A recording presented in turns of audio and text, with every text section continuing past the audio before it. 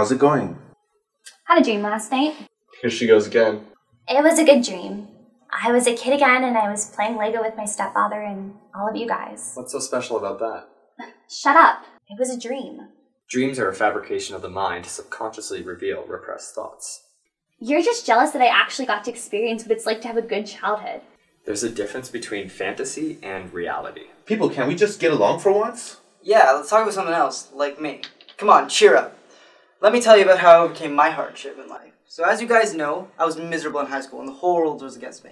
I was strong as a child. I hate when he tells a story about his plastic surgery. But one day He's so full of himself. Well... Wait, you're not actually interested in that ridiculous story, are you? Well, his story is interesting. You want to hear a story?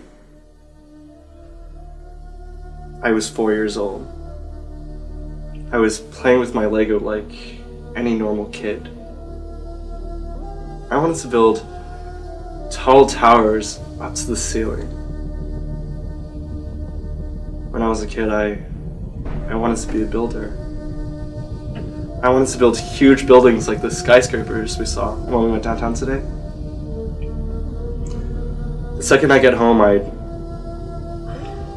went to my Lego and start building. My mom used to call me her little architect. One day I built my Lego towers too high, and they fell over. Lego scattered all over the living room and front hall. The next second, my stepfather walks in carrying china plates for the big family dinner we're gonna have later that night. They were his great grandmother's plates. Lego was scattered all around the room, but it was too late to say anything. He tripped over the blocks. China shattered all over the floor. That's awful. Was it valuable? Your stepfather must have been so upset. Upset? Upset doesn't even cover it. He was furious. I started to cry and that only made things worse. He started screaming at me and I got really scared. I screamed for my mother, but she wasn't home.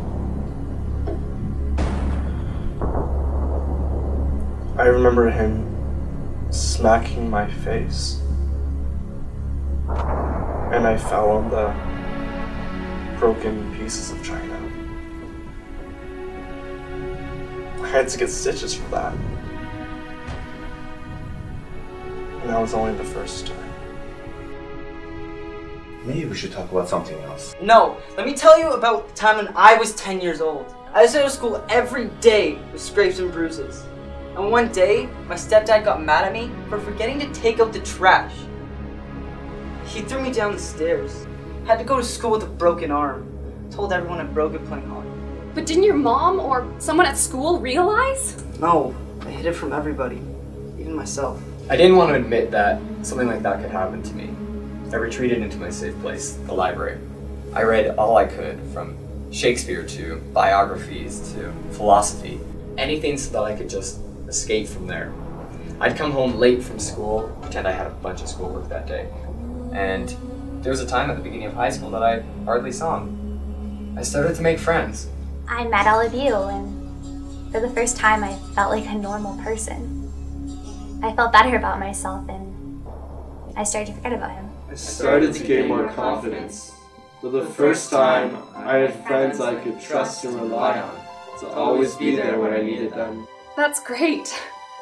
I wish I had friends as great as you guys. But you do. We're always here for you. All of us. Always. Thanks. You're the best. Anytime. We've been here for you from the beginning, even if you don't remember it. We were all here from the time we were just 4 years old and playing with Lego. And you guys will be with me even when the nurse comes in and makes you leave. You won't really leave me. We'll be here. Wait, we have to leave? What's going on here? We promised we wouldn't tell her about this. Tell me what?